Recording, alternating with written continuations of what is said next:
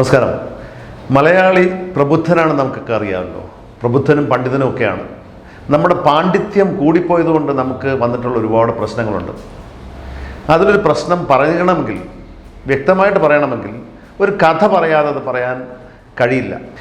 ഇത് പഴയ നമ്മളിൽ പലരും കേട്ടിട്ടുള്ള പണ്ഡിതൻ്റെയും തോണിക്കാരൻ്റെയും കഥയാണ്. ഒരു പണ്ഡിതനും തോണിക്കാരനും കൂടെ യാത്ര പോവുമായിരുന്നു.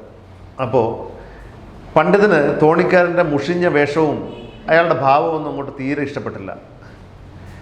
പുഴയുടെ നടുക്കായപ്പോൾ പണ്ഡിതന് സഹിക്കാൻ വയ്യാതെ തോണിക്കാരനോട് ചോദിക്കുകയാണ്, നിനക്ക് സംസ്കൃതം അറിയാമോ? തോണിക്കാരൻ പറഞ്ഞു, ഇല്ല.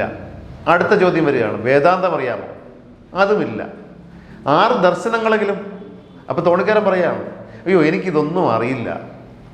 അപ്പോൾ അതിന് മറുപടിയായിട്ട് പണ്ഡിതൻ പറയുകയാണ്, നിൻ്റെ കാലും അരയല്ല 3/4 ജീവിതവും പോയി. നിനക്ക് സംസ്കൃതവും അറിയില്ല, വേദാന്തവും അറിയില്ല, 6 ദർശനങ്ങളും അറിയില്ല. കഷ്ടം തന്നെ, മഹാകഷ്ടം. അപ്പോൾ പെട്ടെന്നൊരു കാറ്റ് വന്നു, തോണി ഉലയാൻ തുടങ്ങി. അപ്പോൾ പണ്ഡിതൻ ചോദിക്കുകയാണ്, പണ്ഡിതനല്ല തോണിക്കാരൻ പണ്ഡിതനോട് ചോദിക്കുകയാണ്, അങ്ങേക്ക് നീന്താൻ അറിയാമോ? അയ്യോ ഇല്ലല്ലോ എന്ന് പണ്ഡിതൻ മറുപടി പറഞ്ഞു. അപ്പോൾ തോണിക്കാരൻ പറഞ്ഞു, എൻ്റെ 3/4 ജീവിതമല്ലേ പോയുള്ളൂ, അങ്ങയുടെ മുഴുവൻ ജീവിതം പോകാൻ പോവുകയാണ്. ഏതാണ്ട് ഇതുപോലൊരു സ്ഥിതിയാണ് ഇന്ന് വന്നിട്ടുള്ളത്. കാരണം നമ്മൾ നിലമ്പൂർ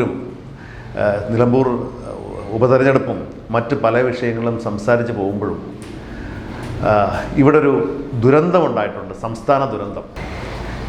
MSC എൽസ എന്ന കപ്പൽ മുങ്ങിയതാണ് ആ വിഷയം. വളരെ ഭയാനകമായിട്ടുള്ളൊരു സംഗതിയാണ്. സംസ്ഥാന ദുരന്തമായിട്ട് പ്രഖ്യാപിച്ചു കഴിഞ്ഞു.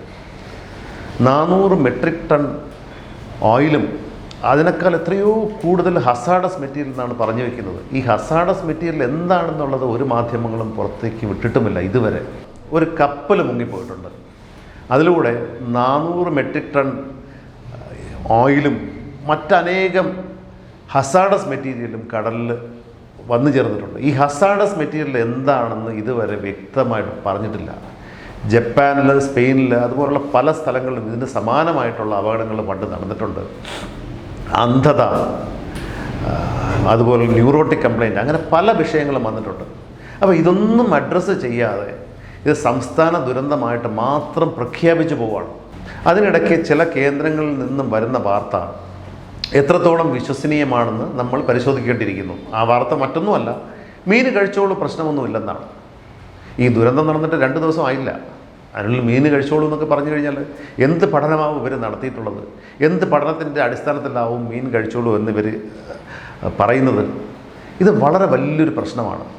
ഇതിന് ചിലപ്പോൾ വാർത്താ പ്രാധാന്യം കുറവായതുകൊണ്ടായിരിക്കാം മറ്റ് പലരും ഓൺലൈൻ മീഡിയകളും മറ്റ് മാധ്യമങ്ങളൊന്നും റിപ്പോർട്ട് ചെയ്യുന്നില്ല. നമ്മൾ TV വെച്ച് കഴിഞ്ഞാൽ, ചാനൽ നോക്കിക്കഴിഞ്ഞാൽ എല്ലാ തിരഞ്ഞെടുപ്പും മറ്റു പല ഇക്കിളിപ്പെടുത്തുന്ന വാർത്തകളും മറ്റു കാര്യങ്ങളൊക്കെയാണ്. ഇത് പൊതുജനത്തിനെ ബാധിക്കുന്ന വലിയൊരു വിപത്താണ്. ഇതിനെ വേണ്ട വിധത്തിൽ റിപ്പോർട്ട് ചെയ്യാൻ ആരും തയ്യാറായിട്ടില്ല എന്ന് പറയുന്നില്ല. റിപ്പോർട്ടുകൾ അവിടെ നിന്ന് ഇവിടെ നിന്നൊക്കെ വരുന്നുണ്ട്. പക്ഷേ അർഹിക്കുന്ന പ്രാധാന്യത്തോടു കൂടിയുള്ള റിപ്പോർട്ടിംഗ് ഉണ്ടോ എന്നുള്ള കാര്യം സംശയമാണ്. നന്ദി, നമസ്കാരം.